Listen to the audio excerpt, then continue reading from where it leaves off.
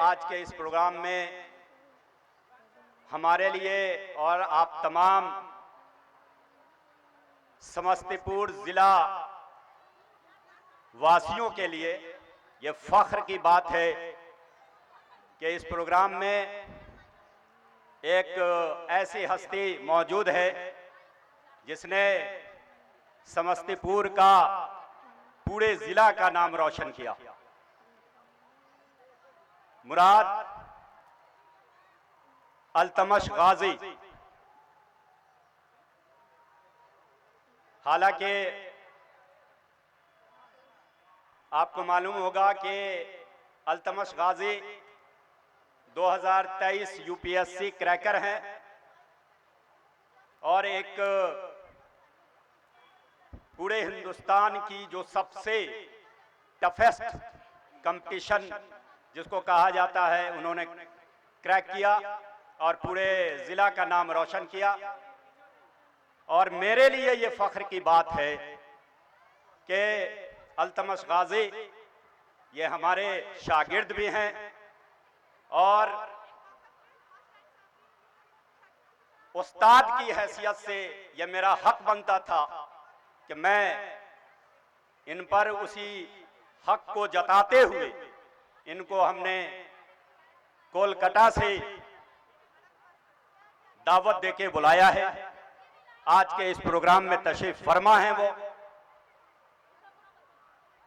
मैं उनको दावत देता हूं कि वो स्टेज पर तशरीफ लाएं और आज इस मौके पर हमारे स्कूल के तमाम तलबा को और साथ ही साथ हमारे गार्जियन हजरात को सबक आमोज कुछ नसीहतें फरमाएं।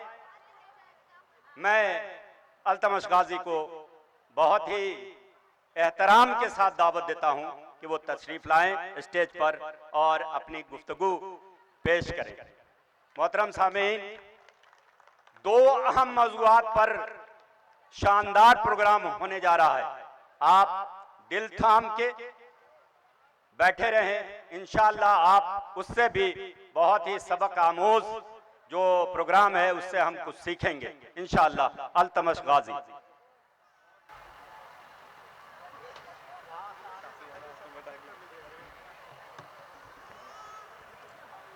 यहाँ बैठे बुजुर्गान कराम और जो पेरेंट्स आए हुए हैं बच्चों के और जो बच्चे हैं जिन्होंने यहाँ पे परफॉर्मेंस दिया है, अभी सबको मेरे तरफ से अस्सलामु अलैकुम वरहमतुल्लाहि वबरकातुहू। मैं शुक्रिया अदा करता हूँ तौक़ीर सर का कि उन्होंने मौका दिया यहाँ पे आने का और आपके साथ कुछ बातें शेयर करने का। और मैं शुक्रिया अदा करता हूँ आप लोगों का कि आप लोग इतने वक्त तक यहाँ रहे। काफ़ी लंबा प्रोग्राम चल रहा है, ऑलमोस्ट 9:30 बज चुके हैं, 6 बजे से शुरू हुआ था, फिर भी आपने सब्र किया, आपने जो डिटर्मिनेशन दिखाया है उसका मैं शुक्रगुजार हूँ। जो शुरुआत में यहाँ पे हुफ़ाज़ कराम की दस्तारबंदी हुई, ये कितना इम्पोर्टेंट है, इसका इम्पोर्टेंस हम आप समझ नहीं सकते। ये वो ट्रेडिशन है जो कि 1400 साल से चल रहा है, जिसको जब यूरोपियंस को पहली बार पता चला, जब यूरोपियंस मुस्लिम लैंड्स में आए तो उनको पता चला कि एक ऐसी चीज़ भी है। उनके यहाँ जो बाइबल थी या फिर जो तौरात है उसमें बहुत डिस्टर्बेंस डेविएशंस हैं, जबकि उनकी किताब हमसे 600 साल पुरानी थी।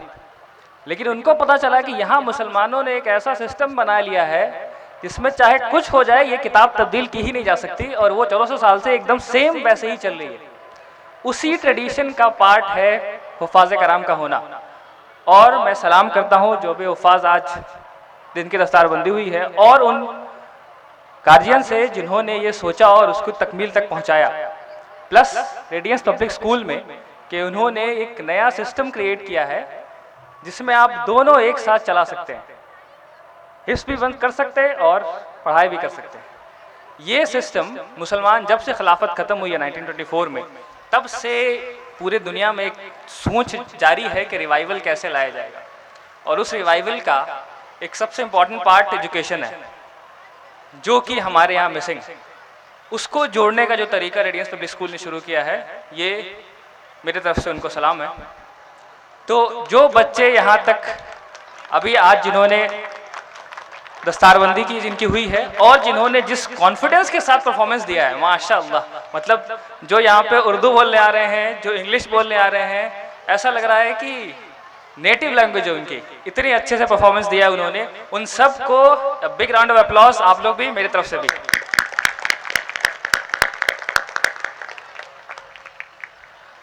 अब जो हमारी सोसाइटी है, आप चूंकि यहाँ पे पेरेंट्स हैं और बच्चे भी हैं, हम लोग वो जो दौर था जब तालीम के बारे में इम्पोर्टेंस पता नहीं थी, उस दौर से आगे बढ़ चुके हैं। आपने यहाँ पे आज एक ड्रामा देखा जिसमें बच्चे जो थे कुछ ईटा वीटा उठा रहे थे, फिर उनको बताया गया कि नहीं पढ़ना चाहिए, फिर कुछ साल के बाद सब लोग, कोई लॉयर बना, कोई इंजीनियर, डॉक्टर, सब बन के यहाँ पे आए। बहुत ही खूबसूरत तरीके से इस बात को पोर्ट्रे किया गया कि ये तालीम का इम्पोर्टेंस है। और ये सोसाइटी, हमारी सोसाइटी, ये कम्युनिटी धर्मपुर समस्तीपुर, ये इस बात को अब इम्बाइब कर चुके हैं हम, जो नबी सल्लल्लाहु अलैहि वसल्लम ने फरमाया था, हुसूलुल इल्मी फरीज़तुन अला कुल्ली मुस्लिम, उसको हमने इम्बाइब कर लिया। यानी अब हमें समझ आ गया है कि तालीम तो ज़रूरी है, तो बच्चों को पढ़ाना चाहिए, उन पे खर्च करना चाहिए पढ़ाने के लिए, ये समझ आ चुका है। नेक्स्ट स्टेप अब क्या करना है, जो तालीम है उसमें एहसान कैसे पैदा करें। यानी कि तालीम तो ये भी है कि आप सिर्फ ग्रेजुएट हो जाएंगे, तालीम तो ये भी है कि आपने सिर्फ डिग्री हासिल कर ली, लेकिन चूंकि मुसलमान होने के नाते हम जो काम करते हैं एहसान के साथ करते हैं। एहसान का मतलब है चाहे तो अपना फुल देते हैं उसमें, नहीं तो नहीं देते, यानी कि फुल डिटर्मिनेशन के साथ उसमें घुसते हैं और जो बेस्ट किया जा सकता है अपने पोटेंशियल में वो करते हैं। उस एहसान को, उस एहसान की खोज में, उस एहसान को पाने में जद्दोजहद करने की ज़रूरत है। तो मैं भी चूँकि यही इसी मोहल्ले में पला बढ़ा, मेरे काफ़ी टीचर्स मौजूद हैं, तौकीर सर, नेमत सर, यूसुफ, मौलाना यूसुफ सर, वो चले गए, पापा मौजूद हैं, सबसे बड़े टीचर। इस सोसाइटी में रह करके ही बड़ा हुआ, सेम CPS स्कूल जहाँ बाकी बच्चे भी जाते हैं, सर भी पहले पढ़ाया करते थे। कुछ चीज़ें हैं लाइफ में जो कि प्रिंसिपल्स होते हैं, उनको अगर आप याद रखते हैं तो डिपेंड नहीं करता कि आप कहाँ पे हैं, आप जो चाहते हैं वो अचीव कर सकते हैं। अब मैं कुछ 4 प्रिंसिपल्स आपको बताऊंगा, क्योंकि देखिए आप पहले बहुत चीज़ सुन चुके हैं। एक दिन में ह्यूमन जो अटेंशन स्पैन है बहुत कम होता है, आप एक दिन में इतनी चीज़ें याद नहीं रख पाएंगे, लेकिन चूंकि मुझे कहा गया है बताने के लिए, तो मैं आपको कुछ ऐसी चीज़ें बताऊंगा और प्लस आपको रिपीट कराऊंगा ताकि याद रहे कि ये बात आज कही गई थी। 4 प्रिंसिपल्स आज बताऊंगा बच्चों के लिए भी और जो पेरेंट्स हैं यहाँ पे। सबसे पहली बात जो आपको बच्चों को याद रखनी है, पेरेंट्स को भी याद रखनी है, dream early dream big. First, dream early dream big. क्या मतलब है इसका? ख्वाब वक्त में पहले देखना है और ख्वाब बड़ा देखना है। होता क्या है कि ख्वाब देखते देखते वक्त लग जाता है। जब बच्चे यहाँ से बाहर निकलते हैं, 11-12 करते हैं, ग्रेजुएशन के, तब उनको लगता है कि पहले पढ़ना चाहिए था। मेरे बहुत सारे दोस्त हैं जिनको लगता है कि पहले पढ़ते 5, 6, 7, 8, 9, 10 में तो आज ये नौबत नहीं आती, आज यहाँ नहीं होते, आज कुछ बड़े होते, तुम्हारी तरह बन जाते, वगैरह वगैरह। क्यों? क्योंकि उनको समझ ये बात लेट से आई कि ख्वाब पहले देखना होता है। तो ख्वाब पहले देखना होता है और ख्वाब बड़ा देखना होता है। बड़ा देखने का मतलब क्या है? जो आप सोसाइटी में देख रहे हैं, आप क्या देख रहे हैं कि हाँ मेरे चचा हैं, वो बहुत बड़े बिजनेसमैन हैं, उनके 5 दुकानें हैं, इनकी इज्जत हमारे गांव में बहुत ज़्यादा है, तो आपको लगता है कि यही बनना है क्योंकि इसकी सबसे ज़्यादा इज्जत है। जो आपको दिखता है बड़ा, वहीं तक आप महदूद हो जाते हैं। अब तो मोबाइल का ज़माना है, एक तकरीर भी हुई कि मोबाइल ना होता तो क्या होता। मोबाइल है तो उससे जो फ़ायदा है, आप अब वो चीज़ें देख सकते हैं जो पहले नहीं देखते थे, तो एक्सपोजर आपका बढ़ गया है। तो ख्वाब बड़े देखने हैं। आप ये मत सोचिए कि बस ग्रेजुएशन करके रह जाना है, छोटी सी नौकरी लगा लेनी है। अगर आपको एकेडमिक साइंस या फिर किसी भी सब्जेक्ट में आगे बढ़ना है तो फुल PhD के लेवल तक जाके डॉक्टर प्रोफेसर बनना है। अगर आप डॉक्टर ही बनना चाहते हैं तो एम्स में जाके MD करना है, PG करना है वहाँ से। इंजीनियर बनना चाहते हैं तो IIT में जाना है, NIT में पढ़ना है। छोटी जगह पे नहीं, महदूद नहीं रखना अपने आप को। क्योंकि एक बात एक बहुत बड़े फिलोसफर ने कही थी कि लाइफ के आखिरी में you will not regret the failures that you had faced, you will regret not dreaming big. ये आपको निदामत नहीं होगी कि आप बहुत फेल हुए लाइफ में, निदामत ये होगी कि आपने कभी ट्राई नहीं किया। तो ट्राई करना इंपॉर्टेंट है, फेल तो होना लाजमी है। अगर आप 10 चीज़ें करेंगे तो हो सकता है 3 में फेल करें, 7 में कुछ पाएं, लेकिन किया तो फर्स्ट प्रिंसिपल क्या है? Dream early, dream big. ख्वाब देखना है। दूसरा प्रिंसिपल ज़्यादा बच्चों पे अप्लाई हो रहा है यहाँ पे। अभी आप आए हैं, बहुत अच्छा लग रहा है। जो बच्चे यहाँ आए जिन्होंने डिबेट किया, उनको सुन करके आपको लगा कि हाँ मुझे भी ऐसा करना चाहिए, काफ़ी अच्छा माहौल है। आप रोज़ यूट्यूब पे वीडियो देखते हैं, बहुत एक अच्छा कोई डिबेट कर रहा हो, उसको आप देख के खुश हो जाते हैं कि हाँ मैं भी ऐसा करूँगा। या फिर आपने किसी के रील में देख लिया कि हाँ ऐसे लोग होते हैं, इनकी इतनी इज्जत होती है, ये स्टेटस होता है, तो मुझे ऐसा करना है। वो एक बाउट ऑफ मोटिवेशन है, कुछ टाइम तक रहता है, 3 दिन के बाद लूज हो जाता है। तो इस जो प्रिंसिपल है इसका नाम है motivation does not work, discipline does. Motivation does not work, discipline does. इसका मतलब ये है कि जो मोटिवेशन आपको मिल रहा है, आज जो मिला या फिर जो भी छोटी छोटी यूट्यूब वीडियोस, इंस्टाग्राम रील्स से मिल रहा है, उससे काम नहीं होता है। वो आपको 1 दिन 2 दिन पंप कर सकता है, लेकिन अगर आपको अचीव करना है, ये ज़िंदगी मैराथन है, 5 7 10 साल तक मेहनत करनी होती है। उसके लिए डिसिप्लिन ज़रूरी होता है, कंसिस्टेंसी ज़रूरी होती है। यानी आपने तय कर लिया कि मैं रोज़ इतनी मेहनत करूँगा, 5 घंटे पढ़ूंगा, तो वो पढ़ना है चाहे आपका मन लग रहा है चाहे नहीं लग रहा है। Principle number 1, dream early, dream big. Principle number 2, motivation does not work, discipline does.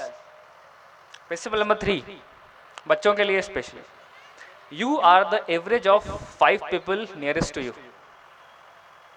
गौर से सुनिएगा, आप एवरेज हैं उन 5 लोगों के जो आपके सबसे करीब हैं, पीरियड। आप चाहे कितना भी अपने आप को समझ लें कि मैं इफेक्ट नहीं होता हूं अपने सराउंडिंग से, ये नामुमकिन है। ये ह्यूमन साइकोलॉजी है कि आप जिसके साथ रहेंगे वैसे बनेंगे। तो जो 5 लोग आपके सबसे नज़दीकी हैं, वही डिसाइड करते हैं कि आप लाइफ में कहाँ पहुँचेंगे। अब चूंकि टेक्नोलॉजी आने के बाद थोड़ा चेंज हो गया है, पहले लोग लोगों से मिलते थे, अब लोग यूट्यूब चैनल्स पे लोगों से मिलते हैं। तो पहले आप दोस्तों से सीखते थे, अब आप वीडियोस से सीखते हैं। इसका मतलब ये है कि जो 5 सबसे ज़्यादा देखने वाले चैनल्स हैं आपके, वही डिसाइड करते हैं कि आपके दिमाग में क्या जा रहा है और आप कैसे सोचेंगे। 100%। अगर आपको यकीन नहीं हो रहा, आप खुद अपना मोबाइल खोल के देखें कि आपका टाइम एवरी डे कितना यूट्यूब और फेसबुक वगैरह जहाँ जा रहा है वहाँ जा रहा है। आपको पता चल जाएगा कि आप क्या सोच रहे हैं।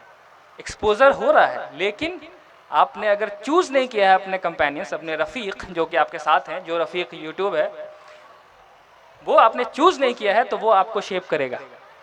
तो you are the average of the 5 people nearest to you. अब लास्ट प्रिंसिपल है, सबके लिए काम करता है, पेरेंट्स के लिए, बच्चों के लिए। इसको हमेशा याद रखना है, क्योंकि मुसलमान जो अभी जो हिंदुस्तान में हो रहा है या पूरे दुनिया में हो रहा है, उसमें सबसे इंपॉर्टेंट बात ये सोचने की है, don't be a victim, take responsibility for yourself. हम सबको लगता है कि हम मजलूम हैं।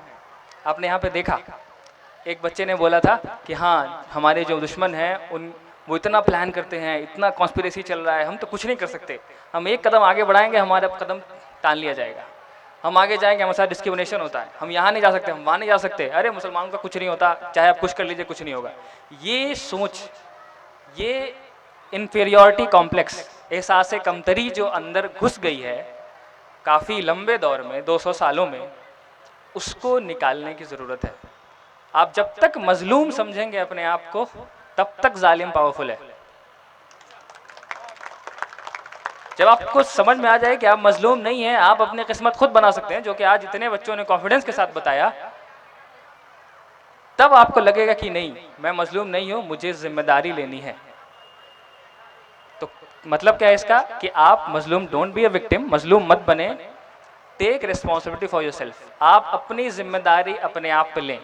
ये बच्चों पे तो होता ही है, सबसे ज़्यादा पेरेंट्स पे होता है। आप छोटे छोटे चीज़ों में अपने जो 24 घंटे के आपके डे है, क्योंकि life is not about years and months, it's about days on repeat. 24 घंटा ही रिपीट होता है। आप चाहे 70 साल जिए, इट्स 24 इंटू 70 इंटू 365, बस वही 24 मैटर करता है। आप सोचेंगे अगले महीने अगले साल, वो कुछ नहीं होता। Life is 24 hours on repeat. तो उस 24 आवर्स में क्या आप अपने आप को मजलूम समझ रहे हैं या नहीं समझ रहे हैं?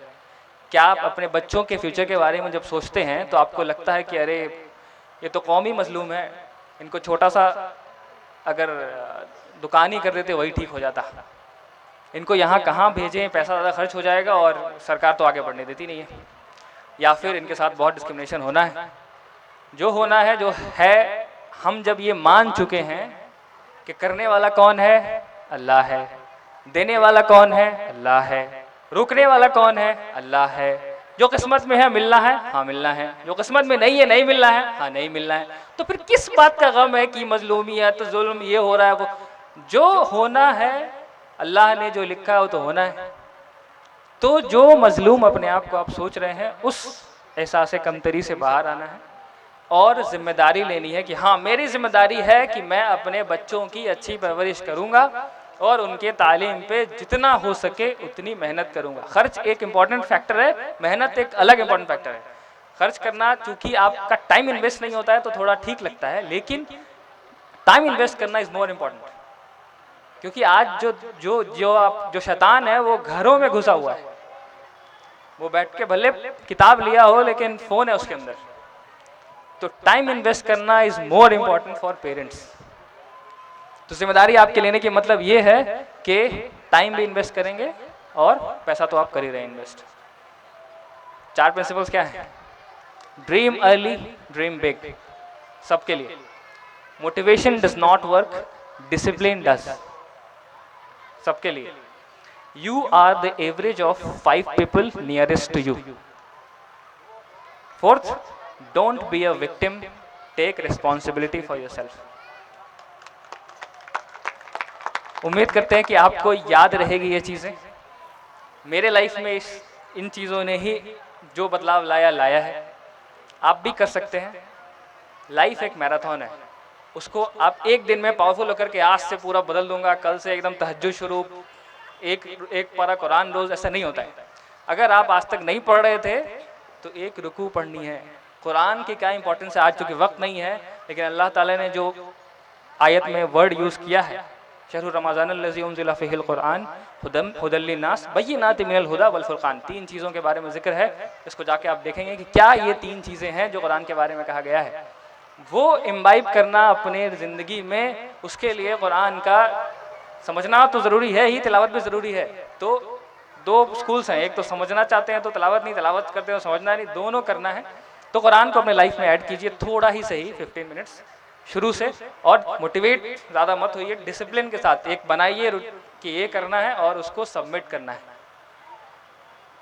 तो जो यहाँ पे एक प्रोग्राम हुआ था, इसमें उन्होंने कहा था कि हर शब की सुबह है, इस शब की भी सुबह है, और आप अल्लाह ताला से दुआ है कि जिस शब में हम लोग अभी गुजर रहे हैं उसकी सुबह आएगी और वो हम आप ही लाएंगे, कोशिश करेंगे, अल्लाह ताला मदद करेगा।